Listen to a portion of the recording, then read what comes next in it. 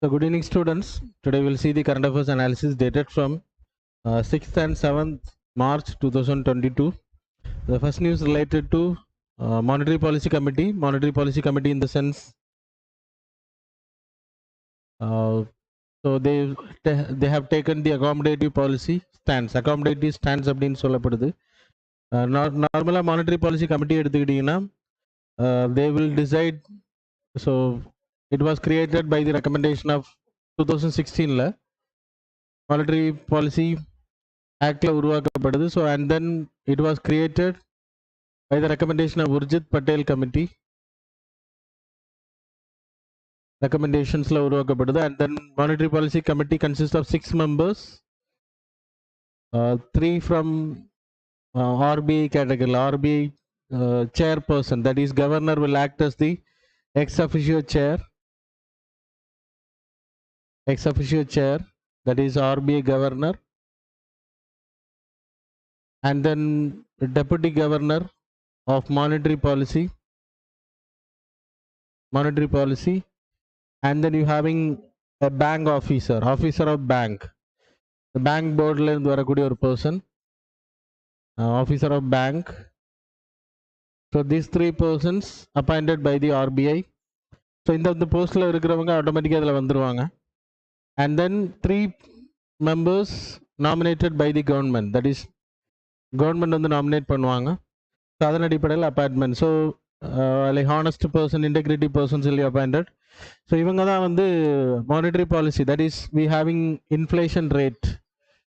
To control the inflation 4 வந்து இருக்கலாம், and plus or minus 2 அப்படின்னா 6 வரைக்கும் போகலாம், and then 2 வரைக்கும் கீழே போகலாம். ஸோ அதுக்கு மேலே போச்சு அப்படின்னா they will take tight measures. Sometimes they will go accommodative stance and then calibrating, tightening while there is a inflation is very high. So inflation கம்மியாக இருக்கும்போது they will go for accommodative stance. இப்போது எடுத்துருக்கக்கூடிய முடிவு வந்து accommodative stance அப்படின்னா they are trying to reduce the interest rates. அப்போ interest ரேட்டை குறைக்கணும் அப்படின்னா repo rate mainly. So they will make the repo rate கம்மி பண்ணுவாங்க. இப்போ ஆக்சுவலாக கம்மியாக தான் இருக்குது, அதனால் அதை அப்படியே கண்டினியூ பண்ணுறாங்க. ஸோ ரெப்போ ரேட் அப்படின்றது பேங்க்ஸ் வந்து ஆர்பிஐ கிட்ட பாண்ட்ஸை கொடுத்துட்டு கடன் வாங்குறது. ஸோ அதுக்கு ஆர்பிஐ சார்ஜ் பண்ணக்கூடிய இன்ட்ரெஸ்ட் ரேட்டு தான் ரெப்போ ரேட்டுன்னு பேர். So it was decided by the monetary policy committee. By the inflation கேட்டகரியில் எடுப்பாங்க. இது வந்து ரீபர்ச்சேசிங் ஆப்ஷன் அப்படின்றது பேர். Because it can be like within 1 year, அந்த ஷார்ட் டேர்முக்குள்ளாடி it will be given back 3 months அந்த மாதிரி இருக்கும். So that is about the repo rate. And then reverse repo அப்படின்றது ஆர்பிஐ வந்து பாண்ட்ஸை பேங்க் கிட்ட கொடுத்துட்டு பர்ச்சேஸ் பண்ணுறது, அது பேர். ஸோ அது வந்து பேங்க்ஸ் வந்து ஆர்பிஐ கடன் கொடுக்கக்கூடியது. இப்போ 4% இருந்துச்சு அப்படின்னா 3.35% இப்போ இது இருக்குன்னு அர்த்தம். So that's about the reverse repo. And then we having OM operation, அது open market selling of bonds, purchasing and selling of bonds. RBI வந்து கவர்மெண்டோட பாண்ட்ஸை செல் பண்ணுவாங்க பை பேங்க் வைடில். And then liquidity adjustment facility, when there is a huge demand இல்லைன்னா surplus flow of like dollars வந்து அதிகமாக மார்க்கெட்டில் வந்துருச்சு அப்படின்னா, பேங்க்ஸ் கிட்ட அதிகமான டாலர்ஸ் இருக்கும்போது கவர்மெண்ட் லைக் என்ன பண்ணுவாங்க அப்படின்னா RBI will purchase giving money and then they will purchase the dollars. அது வந்து இன்ஃப்ளோ அதிகப்படுத்துறதுக்காக, அதுக்கு பேர் எல்ஏஎஃப் லிக்விடிட்டி அட்ஜஸ்ட்மெண்ட் ஃபெசிலிட்டிக்காக ரெப்போ ரேட் ரிவர்ஸ் ரெப்போ கேட்டகரியில் they will make like buying purchasing பண்ணுறது அண்ட் தென் செல்லிங் அது பண்ணுவாங்க when there is a foreign exchangeல ப்ராப்ளம் வரும்போது. and then MSF அப்படின்றது marginal standing facility, you can see on the PDF also after the class. so marginal standing facility அப்படின்றது banks வந்து overnight there is a demand, huge demand of money, then they can go for the like borrowing from the bank. அது repo ரேட்டை விட கொஞ்சம் அதிகமாக இருக்கும், 4.25% இருக்கும். இப்போ 4 ரெப்போ ரேட் இருந்துச்சு அப்படின்னா அதை விட அதிகமாக இருக்கும். So these are the things. and then CRR bank ரேட்ன்றது நார்மலாக பேங்க்ஸ் வந்து லைக் ஆர்பிஐ கிட்ட பேங்க்ஸ் வந்து பாரோ பண்ணுறது, அதுக்கும் பாண்ட்ஸ் கொடுப்பாங்க, ஆனால் இட்ஸ் அ லாங் டைம். அதான் அந்த லோனோட differentiation. and then you having cash reserve ratio, that is banks வந்து ஆர்பிஐ கிட்ட ஒரு குறிப்பிட்ட அமௌண்ட்டை வந்து அவங்களோட NDTL, that is net demand time லைபிலிட்டியில் அவங்களோட மொத்த அசட் லைக் லோன் கொடுக்குறாங்க இல்லையா, NDTL, that is net demand time liability. So we studied in the classes. So like no we having less time to explanation, அதெல்லாம் இங்கே explain பண்ண முடியாது. If you have anybody doubt இருந்துச்சு அப்படின்னா கமெண்டில் சொல்லுங்கள். Then I will do today or like லாஸ்ட்டில் பார்ப்போம், இல்லைன்னா beginning of like tomorrow beginning class I will explain. So NDTL net demand time liability category la 4 like ஒரு 3% இப்போ 4 மாத்திட்டாங்க. கோவிட் டைம் பீரியட்ல இட் வாஸ் ரெடியூஸ் டு 3%. அந்த amount எப்பவுமே வந்து கேஷாக வந்து ஆர்பிஐயோட பெர்மிசஸில் every bank branches should maintain. அது மாதிரி எஸ்எல்ஆர் அப்படின்றதும் அதுவும் ஒரு ரிசர்வ் தான் பேங்க்ல. they have to maintain a certain amount. எப்போவுமே அவங்களோட இப்போ 100 crore அவங்களோட என்டிடிஎல் அப்படின்னா அதில் like 4 crore they have to maintain in CRR, ஆர்பிஐயோட பெர்மிசஸில் மெயின்டைன் பண்ணணும். இப்போ எஸ்எல்ஆர் வந்து 18% அப்படின்னா 18 crore they have to maintain in the like அவங்களோட பெர்மிசஸில் எப்போவுமே அந்த 100 crore they have to maintain. அது கேஷாக பண்ணலாம், கோல்டாக பண்ணலாம், அசட்ஸ் தட் இஸ் டாக்குமெண்ட்ஸாக பண்ணலாம், செக்யூரிட்டிஸ், கவர்மெண்ட் செக்யூரிட்டிஸ், அந்த லோனுக்கு டாக்குமெண்ட்ஸ் கொடுப்பாங்க இல்லையா, அதை கூட அவங்க யூஸ் பண்ணிக்கலாம். So these are the things are very important related to monetary policy. அது கண்ட்ரோல் பண்ணக்கூடியது, இன்ஃப்ளேஷனை கண்ட்ரோல் பண்ணக்கூடிய instruments used by the RBI. இப்போ ஆர்பிஐ வந்து அகாமடேட்டிவ் ஸ்டாண்ட்ஸ் எடுத்துருக்காங்க, because they are not going to change the repo rate. Repo ரேட்டை கூட்டவோ குறைக்கவில்லை. அதுக்கான காரணம் என்ன அப்படின்னா already repo rate is in reduction. அப்போது அவங்க என்ன சொல்ல வராங்கன்னா இன்ட்ரெஸ்ட் ரேட் இன்னும் கம்மியாக தான் விரும்புகிறாங்க அப்படின்றது. யூ கேன் சி அனதர் டேப்லர் காலம் பிலோ. அதில் வந்து அகாமடேட்டிவ் ஸ்டாண்ட்ஸ் அப்படின்னா என்னன்றது போட்டிருக்கேன். நியூட்ரல் அப்படின்னா கூட்டவும் மாட்டாங்க, குறைக்கவும் மாட்டாங்க. அதான் வந்து ஆர்பிஐ இப்போ இன்ட்ரெஸ்ட் ரேட்டை குறைக்கணும் அப்படின்னு நினைக்கிறாங்க. அப்படின்றப்ப தான் இப்போ ரெப்போ ரேட்டை சேஞ்ச் பண்ணாமல் விட்டுருக்காங்க. இப்போ இதை விட கம்மியாகணும்னு நினைக்கிறாங்க அப்படின்னா they will reduce the repo rate. இங்கே இல்லை இன்ஃப்ளேஷன் அதிகமாக இருக்குது, அப்போ இன்ஃப்ளேஷனை கண்ட்ரோல் பண்ண மணி மார்க்கெட்டில் இருக்கக்கூடிய சப்ளையை குறைக்கணும் அப்படின்னு நினைக்கிறாங்க. அப்படின்றப்போ they will increase the repo rate. So அது டைட்னிங் பாலிசி. நியூட்ரல் அப்படின்னா ஹாக்விஷ் அப்படின்னா அதிகமான இன்ஃப்ளேஷன் இஸ் லைக் இன்ஃப்ளேஷனை லோ பண்ணுறதுக்கான மெஷர்ஸ் எடுப்பாங்க. அப்போ ஆட்டோமேட்டிக்காக இன்ட்ரெஸ்ட் ரேட்டை கூட்டுவாங்க, அதுக்கு ரெப்போ ரேட்டை இன்க்ரீஸ் பண்ணுவாங்க. அது மாதிரி கேலிப்ரேட்டட் டைட்னிங் பாலிசியும் same. So when there is a huge inflation control பண்றதுக்கு they will take the measures, that is to cut the repo rate. reduction இல்ல increase பண்றதுக்கு பண்ணுவாங்க. So that is calibrated tightening policy. Automatically peopleக்கு வந்து loan கொடுக்கிறது கம்மியாகும்.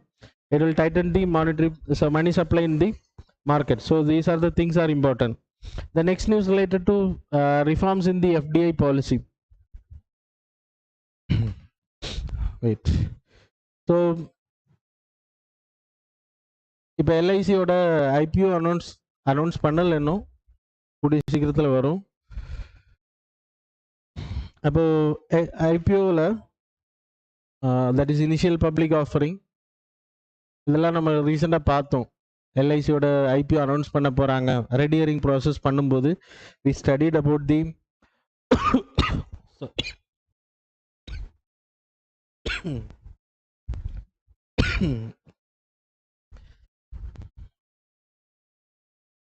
just a minute.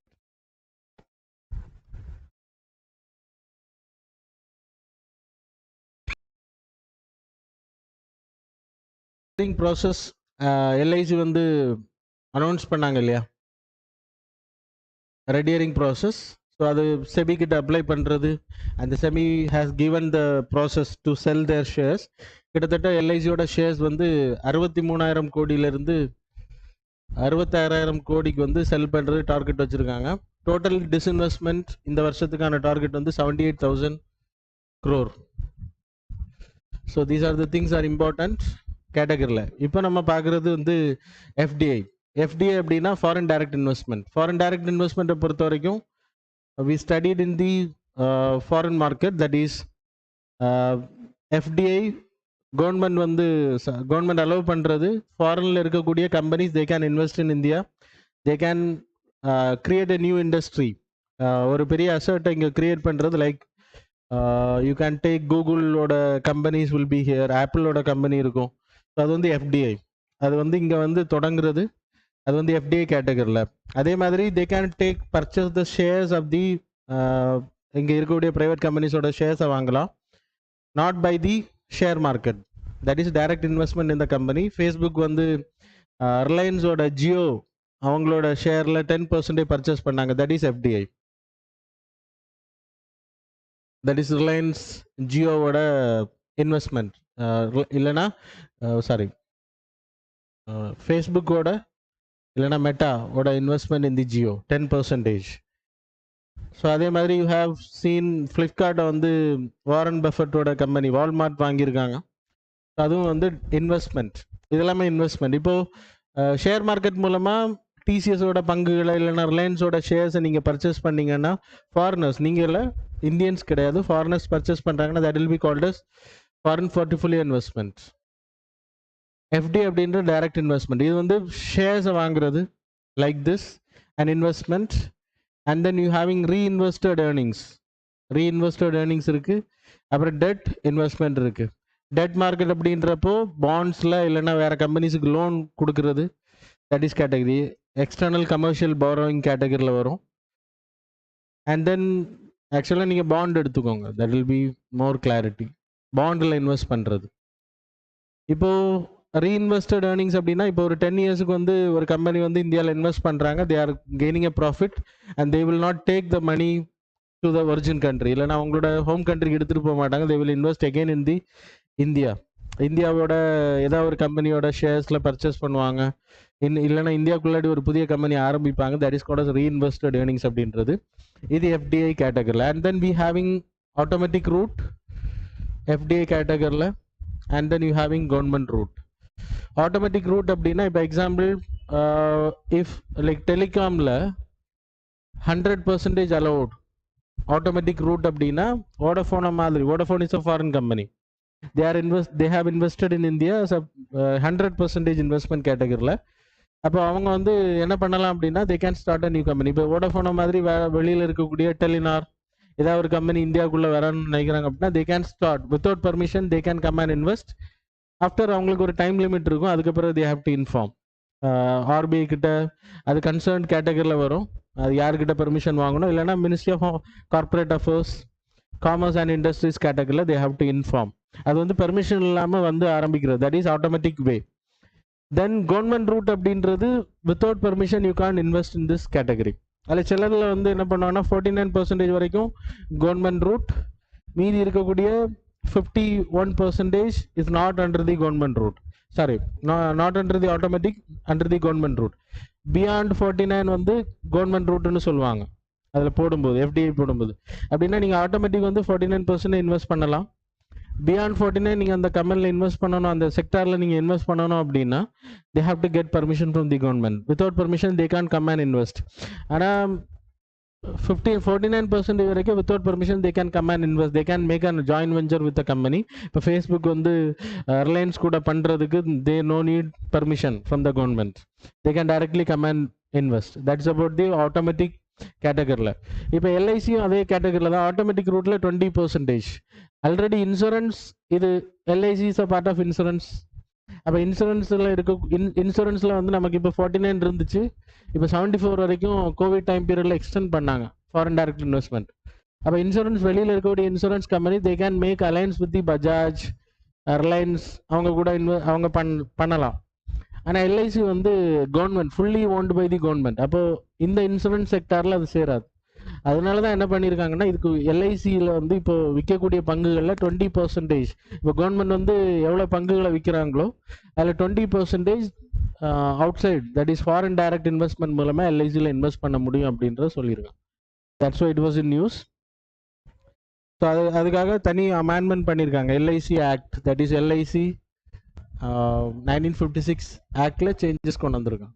ஏன் அதை கொண்டு வந்தாங்க அப்படின்னா, because it's not a part of insurance regulation வந்து இன்சூரன்ஸ் கீழே வந்தாலும் 100% owned by the government company, government கீழே வர்றதுனால தே ஹாவ் இன்ட்ரடியூஸ். அப்புறம் இந்தியாவோட இன்வெஸ்ட்மெண்ட், ஃபாரின் டைரக்ட் இன்வெஸ்ட்மெண்ட் எடுத்துக்கிட்டிங்கன்னா லாஸ்ட் இயர், தட் இஸ் 2020 21 நான் லாஸ்ட் இயரில் ஆமாம் 2021 இந்த ஃபினான்ஷியல் இயரில் கரண்ட் ஃபினான்ஷியல் இயர் கிடையாது.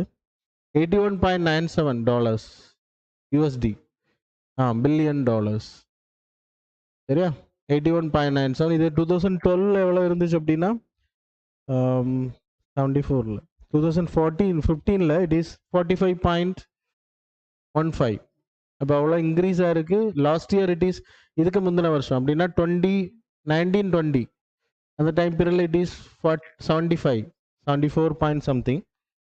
ஸோ அது இம்பார்ட்டன்ட் இல்லை. But 81.97 that is a huge growth. அது மாதிரி ஃபாரெக்ஸ் ரிசர்வும் நம்மகிட்ட அதிகமாக இருக்குது இப்போ. சரியா? So these are the things are important. That's all. The next news it's data related. It's very important news related to environment. So government வந்து steps என்னெல்லாம் எடுத்திருக்காங்க அப்படின்றது. The report released by CSC, that is centre for science. அப்புறம் DT Down to earth அப்படின்ற ஒரு magazine. It's an online magazine. அது ரொம்ப important for UPSC aspirant. ஆனால் அது யாரும் பார்க்க மாட்டாங்க. டவுன் டு எர்த் அப்படின்ற என்வாயர்மெண்ட் ரிலேட்டட் இஷ்யூஸ் ஏதாச்சும் இருந்துச்சுன்னா அதில் வந்து கரெக்டாக லைக் எக்ஸ்பிளனேஷன்ஸ் இருக்கும். உங்களுக்கு UPSC பாயிண்ட் ஆஃப் வியூவில் you can take lot of points வந்து அதுலேருந்து எடுக்க முடியும். If anybody's like go for that, then environment ரிலேட்டடாக டேட்டாஸ் எடுக்கணும் அப்படின்னா DT பாருங்கள். That is Down to Earth. So CSEயும் that is centre for Science and Environment, அப்புறம் DT டவுன் டு எர்த், அவங்க ரெண்டு பேரும் சேர்ந்தா இந்த that is State of Indian Environment Report. So it was released. இந்த ரிப்போர்ட்டை பொறுத்த வரைக்கும் 2022 ரிப்போர்ட் இது. இந்த ரிப்போர்ட்டை பொறுத்த வரைக்கும் they covered climate change, migration, health, food systems, அப்புறம் என்னென்ன கேட்டகரியில் கவர் பண்ணியிருக்காங்க அப்படின்னு சொன்னால் இது என்னென்ன எஃபெக்டை கொடுக்குது பயோடைவர்சிட்டியில், forest, wild life, energy, industry, pollutions, waste, agriculture, rural development, ஃபுல்லாக இது டேட்டா ரிலேட்டடாக. So you can display the PDF. So I will explain. நீங்கள் அந்த PDF பார்த்துட்டுருங்க. ஸோ எக்கனாமி ரிலேட்டடாக இந்தியாவோட டார்கெட் வந்து கிட்டத்தட்ட 4 ட்ரில்லியன். நம்ம இப்போ 2024க்கு 23க்கு வச்சுருக்கோம். 25ல் we need to reach by 5 trillion அப்படின்ற டார்கெட் இருக்குது. 22 and 3க்கு வந்து நம்ம 4 ட்ரில்லியன். அப்போ இப்போ கரண்ட் நம்மளோட GDP எவ்வளோ அப்படின்னா 2.48. அது கோவிட் டைம் பீரியடில் ரொம்ப டவுனும் ஆச்சு. ஸோ அவர் டார்கெட் நான் ரீச் பண்ணுறது how much we have to invest அப்படின்றது தான் இதில் கேட்டகரி. இது first data. Then employment related டேட்டாவில் மேல் பாப்புலேஷனை பற்றி இந்த ரிப்போர்ட் சொல்லலை. ஃபீமேல் லேபர் பார்ட்டிசிபேஷன் வந்து கரண்ட் வந்து 17.3%. We need to reach to 30% அப்படின்ற டார்கெட் இருக்குது 23க்கு. ஆனால் அது 17லேருந்து பாதிக்கு கிட்டத்தட்ட பாதி பக்கத்தில் இருக்குது. ஸோ அப்போ அதை ரீச் பண்ணுறது இட்ஸ் வெரி ஹை அப்படின்றத அது காமிக்கிறாங்க. அது மாதிரி ஹவுசிங் செக்டார், இந்தியாவோட housing sector, rural Pradhan Mantri Awas Yojana ரூரலுக்கு மட்டும் 29.5 மில்லியன் ஹவுசிங் யூனிட்ஸ் வந்து கன்ஸ்ட்ரக்ட் பண்ணணும். ஆனால் நம்ம முடிச்சிருக்கிறது ஒன்லி 46.8% தான். 2022-23க்கான டார்கெட்டில் வி கம்ப்ளீட்டட் ஒன்லி 46.8%. அதே இது அர்பன் எடுத்துக்கிட்டிங்கன்னா 12 மில்லியன் முடிச்சிருக்கணும். we completed only 38%. அது மாதிரி ஜல் சக்தி மிஷன் மூலமாக 2024க்குள்ளாடி we have to provide 100% piping connection for every one. ஆனால் நம்ம 2022-23க்கான டார்கெட்லேயே 45% தான் அச்சீவ் பண்ணியிருக்கோம். அது வந்து ட்ராபேக்காக சொல்லப்படுது. அண்ட் அக்ரிகல்ச்சர் கேட்டகரியில் we targeted for doubling the farmers income. இப்போ 426 இருந்து 10,218க்கு நம்ம அவங்களோட இன்கம், ஹவுஸ் ஹோல்டு இன்கம்மை வந்து மந்த்லி ஆவரேஜ் இன்கம்மை வந்து அதிகப்படுத்தியிருக்கோம். முன்னாடி ரொம்ப முன்னாடி 2012 டைம் பீரியடில் இட் இஸ் 6,426 இருந்து. ஆனால் கோவிட் டைம் பீரியடில் இட் வென்ட் வெரி டவுன். அப்படின்னா 2012-13ல் ஹவுஸ் ஹோல்டோட மந்த்லி ஒரு பர்சன் ஆவரேஜ் இன்கம் வந்து 48% இருந்துச்சு. ஆனால் இது வந்து இப்போ 37.2% குறைஞ்சிருக்கு அப்படின்ற சொல்கிறாங்க. So we have to invest a lot in the agriculture sector because 50% மேலே agriculture related jobs தான் இந்தியன்ஸ் பண்ணிட்டு இருக்காங்க. So government have to take concern அப்படின்றத இந்த டேட்டா சொல்லுது. அப்புறம் digitalisation of land records, we are talking drone system அந்த lot of Svamitva scheme மூலமாக லேண்டு ரெக்கார்ட்ஸ் எல்லாமே வந்து ப்ராப்பராக டிஜிட்டலைசேஷன் பண்ணி கார்டு கொடுக்கறதுக்கு கவர்மெண்ட் அனௌன்ஸ் பண்ணிட்டாங்க. ஆனால் அந்த ஒர்க் வந்து மத்திய பிரதேஷ், வெஸ்ட் பெங்கால், ஒடிசா ஸ்டேட்ஸில் எல்லாமே குட் பர்ஃபார்மன்ஸ் இருக்குது. ஜம்மு அண்ட் காஷ்மீர், லடாக், சிக்கிம் இந்த ஸ்டேட்ஸில் எல்லாமே வந்து ரொம்ப கம்மியாக இருக்குது அப்படின்றது. தட் இஸ் ஜம்மு அண்ட் காஷ்மீரில் 5% தான் ஒர்க் முடிச்சிருக்காங்க, அண்ட் 2% இந்த Ladakh and 8.8% in the Sikkim area. Then air pollution கேட்டகரியில் 2.5 levels, that is particulate matter. நம்ம 50 மைக்ரான் பெர் கியூபிக் மீட்டர் அளவில் வந்து அது கீழே தான் இருக்கணும் அப்படின்றத டார்கெட் வச்சுருக்கோம். ஆனால் 121 சிட்டிஸில் 23 cities they have exceed. அது ஈவன் கோவிட் டைம் பீரியடில் எக்ஸீட் ஆகிருக்காங்க. அப்படின்னா டிரான்ஸ்போர்ட்டேஷன் இல்லை, பீப்புள் மூவ்மெண்ட்ஸ் கிடையாது, இண்டஸ்ட்ரீஸ் வந்து ரன் ஆகலை. அப்படி இருக்கும்போது அந்த டைமில் அதிகமாக இருந்துச்சு அப்படின்ற சொல்லப்படுது 23 சிட்டிஸில். Then solid waste management category, that is overall progress எடுத்துக்கிட்டிங்கன்னா கேரளா, புதுச்சேரி மட்டும் 100% அட்டென்ட் பண்ணியிருக்காங்க. ஹவுசிங்லேருந்து கலெக்ட் பண்ணி அதை வந்து செக்ரிகேட் பண்ணுறது, அப்புறம் ப்ராசஸிங் பண்ணுறது. ஆனால் West Bengal, Delhi and other states are not performing well. Then manual scavenging, we having like we are like என்ன சொல்கிறது, டோட்டலாக அதை வந்து ஃபர்பிடன் பண்ணிட்டோம், இல்லைன்னா அதை வந்து ஸ்டாப் பண்ணிட்டோம். ஆனால் இன்றைக்கும் இந்தியாவில் 66,692 manual scavengers are there currently working. அது கவர்மெண்ட் செக்டரில் இருக்காங்க அப்படின்றது தான் வருத்தத்துக்குரியது. And then lot of people are dying every year, அதுவும் நமக்கு தெரியும். ஃபாரஸ்ட் கவர் எடுத்துக்கிட்டிங்கன்னா 2022-23க்கான டார்கெட் வந்து 33.3% இன்க்ரீஸ் பண்ணுறது, ஃபாரஸ்ட் கவரை வந்து அதிகப்படுத்துறதுக்கு. ஆனால் நம்ம அச்சீவ் பண்ணது 2019 ரிப்போர்ட் எடுக்கும்போது தட் இஸ் 21.6% தான் we achieve. And then 2022 we having 175 ஜிகாவாட்டுக்கான energy target, renewable energy target. நம்ம இப்போ அச்சீவ் பண்ணியிருக்கிறது 2022 இருக்கும். இப்போ 56% தான் கம்ப்ளீட் பண்ணியிருக்கோம். So when we are going to increase it, like எப்படி பண்ண போகிறாங்க அப்படின்றது கொஸ்டின் மார்க் அப்படின்றது இந்த ரிப்போர்ட் சொல்லுது. And then mainly sustainable development goal, that is இந்தியாவோட ரேங்க் 17 சஸ்டைனபிள் டெவலப்மெண்ட் கோல்ஸில் இந்தியாவோட ரேங்க் 192 கண்ட்ரீஸில் we are 117. Hunger, zero hunger process, good health, wellbeing process, gender equality, sustainable சிட்டிஸை உருவாக்குறதுலாம் நம்ம வந்து ரொம்ப கீழே போயிருக்கோம் அப்படின்றது இந்த ரிப்போர்ட் சொல்லுது. So government have to take measures. And then for you people, இதில் என்வரன்மெண்ட் ரிலேட்டட் டேட்டாஸ் இருக்குது. இந்தியாவோட டெவலப்மெண்ட் கேட்டகரியில் நீங்கள் சோஷியோ எக்கனாமிக் டெவலப்மெண்ட் கேட்டகரியில் இதில் நிறைய டேட்டாஸ் நீங்கள் எடுத்துக்கலாம். So very important article. So the next news related to humanitarian corridors. Humanitarian corridors வந்து இப்போ டீமிலிட்டரைஸ்டு சோன். இப்போ ரீசெண்டாக சீஸ்ஃபயர் அனௌன்ஸ் பண்ணாங்க ரஷ்யாவில். இப்போ யுனைடெட் நேஷன் இப்படிப்பட்ட organisation, that is Red Cross, இப்படிப்பட்டவங்க வந்து நெகோஷியேட் பண்ணுவாங்க.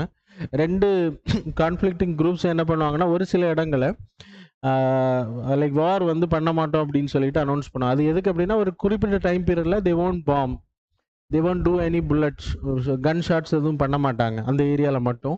அதுக்கு எப்படின்னா பீப்புள் வந்து சேஃபாக மூவ் பண்ணுறதுக்கும், டாக்டர்ஸ், நர்ஸ், அப்புறம் மெடிக்கல் எய்ட்ஸ், அப்புறம் மெடிசின்ஸ், அதே மாதிரி ஃபுட்டு வந்து பீப்புளுக்கு கொடுக்கறதுக்காக, அன்ஆர்ம்டு பீப்புளை வந்து ஹர்ட் பண்ணக்கூடாது அப்படின்ற கான்செப்டுக்காக அது வந்து ஹியூமனிடேரியன் காரிடார்ஸ்னு பேர். வார் டைம் பீரியடில் இது மெயினாக நடக்கும். ஏன்னா மோஸ்ட்லி டிஸ்ரப்டடாக இருப்பாங்க பீப்புள், அவங்களுக்கான சர்வைபிலிட்டிக்கான ஒரு வழிமுறை தான் இப்போது ரஷ்யா ரீசன்ட் அனௌன்ஸ் பண்ணது. It's a ceasefire, that's it's equivalent to the human corridor அப்படின்னு ஹியூமனிடேரியன் காரிடார் அப்படின்ற சொல்லலாம்.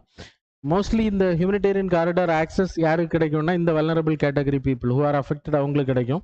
அதை தவிர வேறு யாரெல்லாம் அங்கே போகலாம் அப்படின்னா யுனைடெட் நேஷன் பீப்புள் அங்கே போக முடியும். வார் சோன்ஸுக்கு வந்து இந்த பாசேஜை பயன்படுத்த முடியும். அதே மாதிரி ரெட் கிராஸ் பீப்புள், வேறு யாருக்கும் இதில் ஆக்சஸ் கிடைக்காது.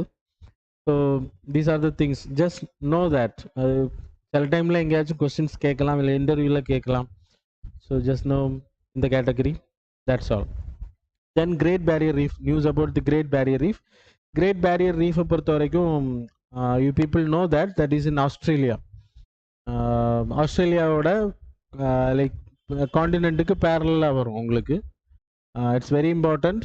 It's like equivalent to the equatorial rain ஃபாரஸ்ட்டுக்கு ஈக்குவலண்டாக அந்த பயோடைவர்சிட்டி இருக்குது அப்படின்றாங்க. கோரல் ரீஃப் அப்படின்றது ரொம்ப தண்ணி ரொம்ப கீழே இருக்காது, அண்டர் லைக் கோரல் காண்டினென்டல் ஷெல்ஃப் ஏரியாவில் தான் ரொம்ப அதிகமாக இருக்கும்.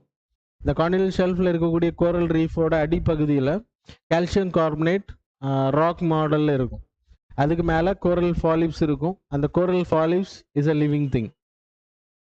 அதில் கோரல் ஃபாலிப்ஸில் you have zooxanthellae. You can show the image. அந்த ஜூ ஆந்தலே வந்து தான் கலர் கொடுக்கறது. இது கிரேட் பேரியர் ரீஃப், இது கீழே இருக்கு. யூ கேன் சி அந்த கீழே மேலே வந்து அசையக்கூடிய பார்ட், அந்த ஒயிட் கலரில் தெரியக்கூடியது எல்லாமே கோரல் பாலிப்ஸ்னு பேர். அந்த கோரல் பாலிப்ஸ் மேலே ஜூ ஆந்தலே அப்படின்ற ஒரு ஆல்கே இருக்கும். அதனால தான் அது வந்து கலர்ஃபுல்லாக உங்களுக்கு தெரியும். கோரலுக்கு வந்து கலர் கிடையாது. சரியா? எப்போ ஜூ ஆந்தலே வெளியில் போகுதோ it will started bleaching and it will become as a stone, calcium carbonate ராக்காக மாறும்.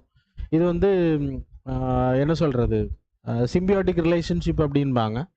கோரல் ரீஃப் வந்து சர்வைவ் ஆகுறதுக்காக ஜூ ஆந்தலே வந்து ஆக்சிஜன், நமக்கு எப்படி பிளான்ஸ் வந்து கார்பன் டை ஆக்சைடை இன்ஹேல் பண்ணிட்டு ஆக்சிஜனை கொடுக்குதோ அதே ப்ராசஸில் லைக் உங்களுக்கு ஜூ ஆந்தலே என்ன பண்ணுவோம்னா மேலே இருந்து ஃபோட்டோசிந்தசிஸ் ப்ராசஸ் மூலமாக சன்லைட் உள்ளே போகும். அந்த சன்லைட்லேருந்து ஆக்சிஜனையும் இது கொடுக்கும். யாருக்கு அப்படின்னா கோரல் ரீஃபுக்கு கொடுக்கும், அது சர்வை பண்ணுறது. அப்புறம் ஜூ ஆந்தலே சர்வை பண்ணுற இது கார்பன் டை ஆக்சைடு கொடுக்கும்.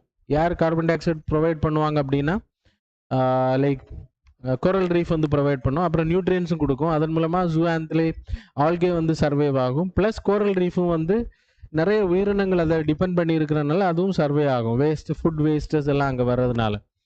So the coral reef is more important. நிறைய லிவிங் அந்த பயோடைவர்சிட்டி வந்து இதை டிபெண்ட் பண்ணி தான் இருக்குது. அதனால தான் இதை கிரேட் பேரியர் ரீஃப் வந்து வேர்ல்டுலேயே it's a biggest and then equivalent to the equatorial rain forest. நம்ம நிலத்தில் இருக்கக்கூடிய காடுகளை விட அதிகமாக, அந்த உயிரினங்களை விட அதிகமான உயிரினங்கள் இந்த கோரல் ரீஃப்ஸை சார்ந்திருக்கு அப்படின்றது அதில் மெயினாக கிரேட் பேரியர் ரீஃபை டிபெண்ட் பண்ணியிருக்கு. இப்போது இந்த கோரல் ரீஃபை பொறுத்த வரைக்கும் ரெண்டு விஷயத்தில் இது 2-3 விஷயத்தில் இது நெகட்டிவாக இருக்கும். என்ன அப்படின்னா, ரொம்ப வாட்டர் வந்து வெப்பம் இருக்கக்கூடாது. மோஸ்ட்லி வந்து அது குளிர லைக் வார்ம் லெஸ் வாட்டராக இருக்கணும். மீடியம், ரொம்ப கோல்டாகவும் இருக்கக்கூடாது, ரொம்ப வார்மாகவும் இருக்கக்கூடாது, மிடில் லெவலில் இருக்கணும். அந்த வாட்டரில் தான் இது சர்வே பண்ண முடியும். அது மாதிரி சன்லைட் வந்து விசிபிலிட்டி இருக்கணும். அப்போ தான் ஜூ ஆந்தலே வந்து ஃபோட்டோசிந்தசிஸ் ப்ராசஸ் பண்ண முடியும். மூணாவது என்ன அப்படின்னா, நிறைய ரிவர்ஸ் வந்து அந்த இடத்துல ஃப்ளோ ஆகுது அப்படின்னா இதில் வந்து மண்ணை கொட்டிடும். அதனால் அது லைக் சர்வே பண்ண முடியாது. இந்த 3 காரணங்களில் அது அதிகமாக. அப்புறம் ஓஷனோட ஐஸோட சால்ட் லெவல் ரொம்ப அதிகமாச்சுனாலும் இது சர்வே பண்ண முடியாது. எல்லாமே மைல்டாக இருக்கணும். அந்த ஏரியாவில் தான் கோரல் ரீஃப்ஸ் அதிகமாக வரும். இப்போ இந்த கோரல் ரீஃப்ஸ் அழிகிறதுக்கான ரீசன் கோரல் ப்ளீச்சிங் அப்படின்பாங்க. கோரல் ப்ளீச்சிங்னா என்ன அப்படின்னா, இப்போ you can see there is a colourful coral ரீஃபை நீங்கள் பார்க்க முடியும். இதில் என்ன ஆகும் அப்படின்னா, ரொம்ப வந்து வாட்டர் வந்து வார்ம் ஆகும்போது இதில் இருக்கக்கூடிய ஜூ ஆந்தலே இல்லைன்னா சன்லைட் விசிபிலிட்டி இல்லை. அப்போ அதால் ஃபோட்டோசிந்தசிஸ் ப்ராசஸ் பண்ண முடியாது. அப்போ ஜூ ஆந்தலே என்ன பண்ணோம் அப்படின்னா அதால் கோரல் பாலிப்ஸில் இருக்க முடியாது. ஸோ கோரல் பாலிப்ஸ் என்ன பண்ணோம் அப்படின்னா ஜூ ஆந்தலே அந்த ஆல்கே வந்து எக்ஸ்பெல் பண்ணி விட்டுரும். அந்த coral reefs will go into the stress அப்படின்பாங்க. அது வந்து ரிலீஸ் பண்ணக்கூடிய வீடியோஸ் கூட நீங்கள் பார்க்கலாம் யூடியூப்ஸில். அது வந்து அப்படியே நீங்கள் எப்படி உமிழ்நீரை துப்புவீங்களோ அதே மாதிரி வந்து கோரல் பாலிப்ஸ் வந்து அதை துப்பி விட்டுரும். அப்போ அது வந்து எக்ஸ்பெல் ஆகிற இதை நீங்கள் பார்க்க முடியும். அது எக்ஸ்பெல் ஆயிடுச்சுனாலே அது வந்து நார்மல் ஒயிட்டுக்கு மாறிடும். ஏன்னா அந்த ஜூ ஆந்தலே தான் அது கலர் கொடுக்குறது. அப்போ ஆட்டோமேட்டிக்காக அந்த லைக் கோரல் பாலிப்ஸ் வந்து அழிஞ்சிடும். அதுக்கு பிறகு அது கால்சியம் கார்பனேட் ராக்ஸாக மாறும். அதுக்கு பிறகு அதுக்கு மேலே திருப்பியும் கோரல் பாலிப்ஸ் வர்றதுக்கான வாய்ப்புகள் அதிகம். ஆனால் ரொம்ப வார்மிங் வாட்டர் இருந்துச்சுன்னா வரவே வராது. ரொம்ப செடிமெண்ட்ஸ் வந்து அக்குமுலேட் ஆகுதுனால வராது. அப்புறம் ரொம்ப ஓஷியானிக் சால்ட் அதிகமாக இருந்தாலும் அந்த ஏரியாவில் இருக்காது. So it will get affected. இந்த ஏரியா வந்து கிரேட் பேரியர் ரீஃப் ரொம்ப இம்பார்ட்டன்ட். அதே மாதிரி நம்ம gulf of Mannar, gulf of Kutch இதெல்லாம் ரொம்ப இம்பார்ட்டன்ட். நம்ம ஈஸ்டர்ன் சைடில் இருக்க அதுக்கான ரீசன் ரொம்ப கம்மியாக தான் இருக்கும். அதுக்கான ரீசன் வந்து நிறைய ரிவர்ஸ் வந்து eastern flowing rivers. Western sides உங்களுக்கு கோரல் ரீஃப்ஸ் அதிகமாக இருக்கும். அண்ட் தென் அந்தமான் நிக்கோபார், லக்ஷதீப்ல எல்லாமே நமக்கு இந்தியாவில் வந்து கோரல் ரீஃப்ஸ் அதிகமாக இருக்குது. Different varieties are there. அது இப்போ சொல்கிற டைமில் அட்டூல்ஸ் இருக்குது. And then Great barrier Reef இருக்குது. அண்ட் த ஃப்ரிஞ்சிங் ரீஃப்ஸ் இருக்குது. So we will see later. Like கிளாஸஸ்லேயும் நம்ம இது சொல்லி கொடுத்துருக்கோம். So anybody having doubt then you can comment. Then the next news related to UNHRC. UNHRC பொறுத்த வரைக்கும் so I will write here United Nations Human Rights Commission. It was created in the year 2006. இதோட purpose கிட்டத்தட்ட 47 countries வந்து எப்பவுமே membership இருப்பாங்க. Every 3 years they will be elected. 3 years time period. India வந்து 2019 இருந்து இப்போ நமக்கு 2022 வரைக்கும் டைம் இருக்குது. So it will end. And then like யூஎன்ஹெச்ஆர்சியை பொறுத்தவரை ஹியூமன் ரைட்ஸ் வயலேஷனை வந்து கொஸ்டின் பண்ணக்கூடிய ஆர்கனைசேஷன். இப்போது ரஷ்யா வந்து உக்ரைனில் ஹியூமன் ரைட்ஸ் வயலேஷன் பண்ணுறாங்க, அதுக்கு வந்து ஒரு கமிஷன் வைக்கணும் அப்படின்றதுக்காக ஒரு ரெசல்யூஷன் மூவ் பண்ணப்பட்டுச்சு. அந்த ரெசல்யூஷன் தான் இந்தியா வந்து ஓட்டிங் பண்ணாமல் அப்ஸ்டெயின் பண்ணியிருக்காங்க. நெகட்டிவாகவும் பண்ணலை, அப்ஸ்டெயின் ஓட்டிங் பண்ணாமல் இருந்திருக்காங்க. That's it was in news. UNHRCயை பொறுத்த வரைக்கும் இதோட headquarters in Geneva. It's very important. It played a huge role in the Sri Lankan war, civilian வாரில் ஒரு ஹியூஜ் ரோல் ப்ளே பண்ணாங்க. அண்ட் தென் சிரியா இஷ்யூஸில் எல்லாமே இவங்களோட பங்களிப்பு ரொம்ப அதிகம். ஆனால் ஆக்ஷன்ஸ் ரொம்ப கம்மியாக தான் எடுத்திருக்காங்க. ஸோ எனிவே இதோட மெம்பர்ஷிப் வந்து ஆஃப்ரிக்கன் கண்ட்ரீஸ் எடுத்துக்கிட்டிங்கன்னா 13 மெம்பர்ஷிப் இருப்போம் ஆஃப்ரிக்கன் ரீஜனல் கேட்டகரியில். The Asian category you have 13 countries, Asia Pacific, na? And then you having Latin America and Caribbean states வந்து 8, and then Western Europe, அப்புறம் Eastern Europe. அது வந்து Western Europe 7 and the Eastern Europe 6. So total 47 seats. இல்லை India இப்போ பார்ட்டில் இருக்காங்க. மெயினாக இதில் தெரிஞ்சுக்க வேண்டிய, ஒரு வாட்டி உள்ளே போயிட்டு வெளியில் வந்துட்டோம் அப்படின்னா 2 consecutive years 2 consecutive டேர்ம்ஸுக்கு வந்து உள்ளே போக முடியாது. அப்படின்னா 6 இயர்ஸ்க்கு மேலே அவங்க போக முடியாது. So that is also important. So human rights வயலேஷனுக்கு எதிராக கொஸ்டின் பண்ணக்கூடிய பாடி யுனைடெட் நேஷனோட பிரின்சிபல் ஆர்கனில் இது வராது. It's an ages organisation. It's a governmental intergovernmental organisation. சரி, that's all. Then there is a news about Taiyam. Taiyam Abdeen, it's a dance performance in the Kerala, Karnataka area, mainly Kerala. Taiyam Abdeen, it's a dance. எங்கே அப்படின்னா கேரளாவில் temple ஏரியாவில் வந்து இது வந்து ஒரு ritual மாதிரி டான்ஸ் பர்ஃபார்மன்ஸ் பண்ணுவாங்க. அந்த டைம் பீரியடில் they used to explain the dance performance-ல they used to tell the stories of Vishnu, இந்த மாதிரி ஸ்டோரிஸ், சிவா, அந்த இதெல்லாம் இருக்கும். மெயினாக அதில் விஷ்ணு மூர்த்தி, குலிகான், அப்புறம் குட்டிச்சாத்தன் அப்படின்றது எல்லாமே வந்து தெய்யமில் இருக்கக்கூடிய types. No need to study. UPSC point of வியூவில் தெய்யம்னா என்ன அப்படின்றது மட்டும் கொஸ்டின்ஸ் கேட்பாங்க. So that's all. The next news related to NATO, that is about North Atlantic Treaty Organization is the final news.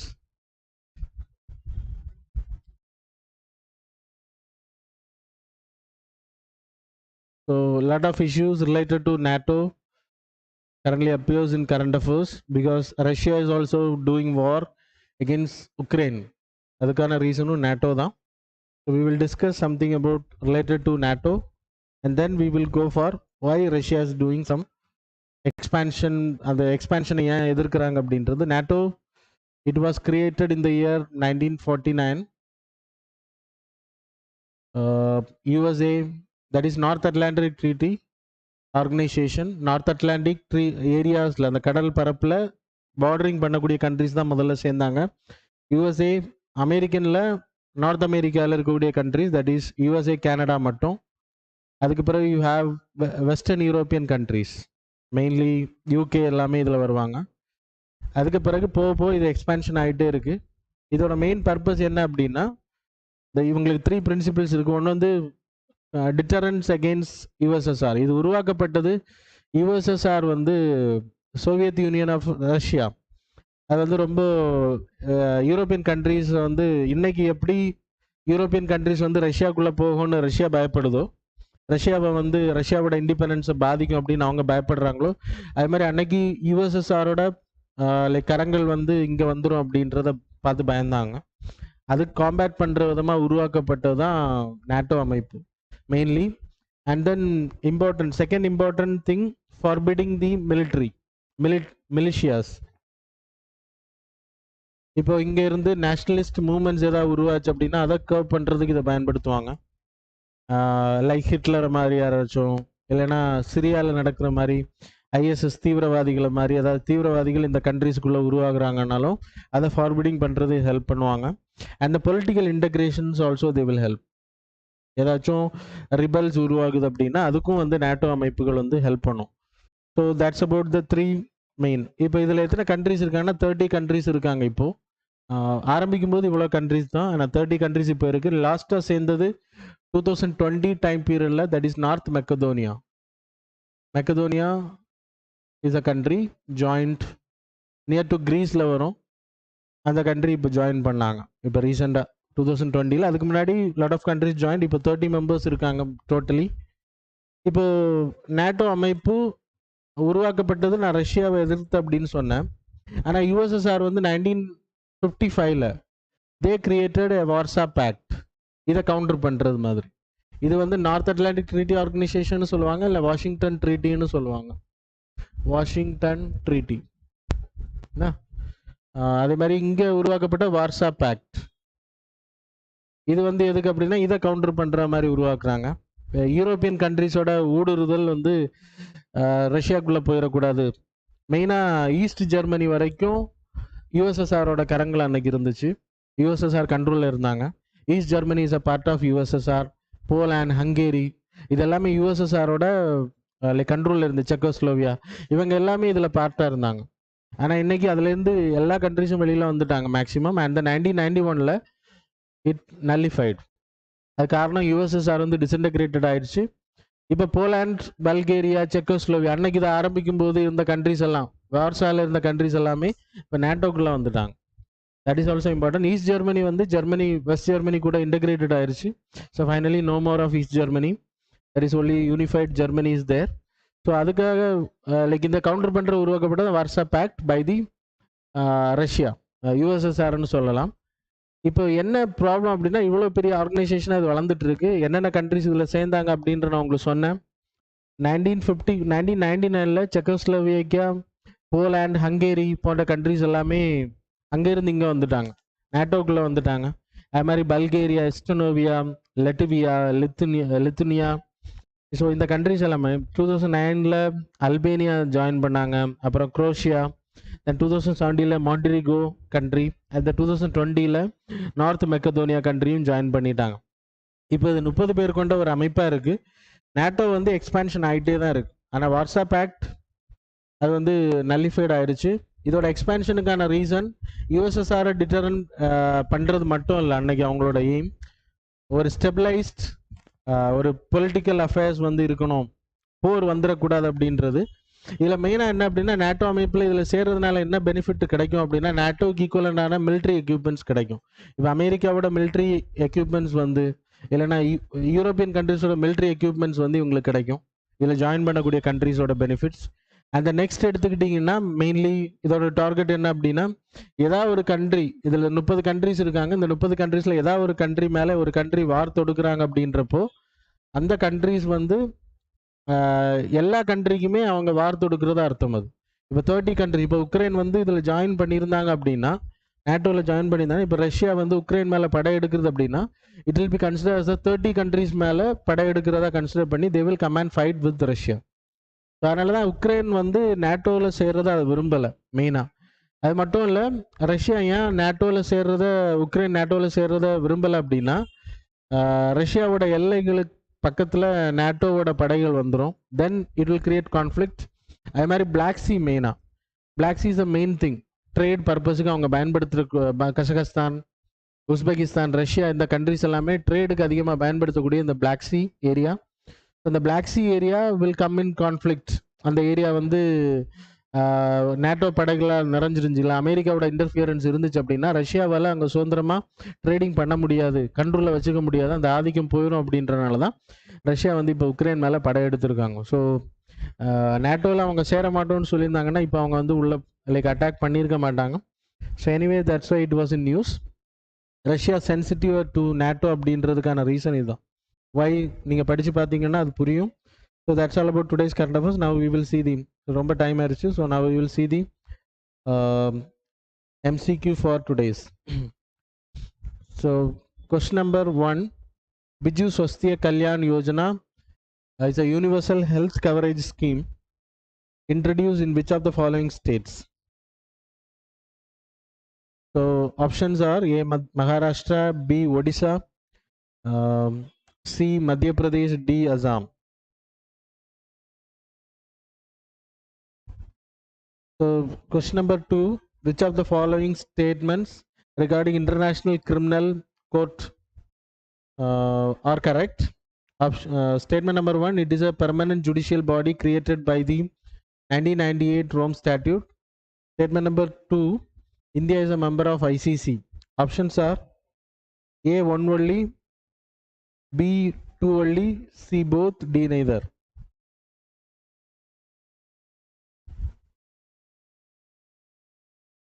Question number 3, which of the following statements regarding Indus Water Treaty are correct? Statement number 1, according to the treaty, India has the right over the waters of Ravi, Bees and Chenab. Statement number 2, in case of unresolved differences between the countries on water sharing, either side can approach the International Court of Justice to come to a decision. Statement number 3, it is also required both the countries to establish permanent Indus Commission. Options are A 1 only, B 2, 1, 2 and 3 only. Option C 2 and 3 only. Option D 3 only.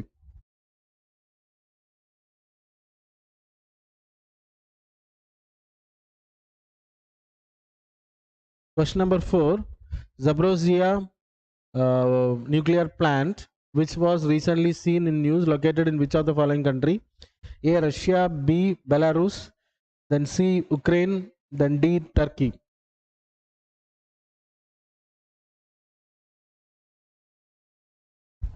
Question number 5, which of the following straits connects Sea of Marmara with the Aegean Sea? Options are A Bosphorus Strait, option B Dardanelles Strait, option C Kerch Strait, option D Dover Strait.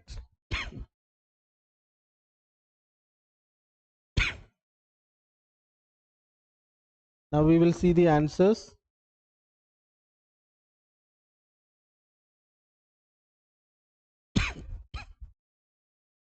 Question number 1, answer is B.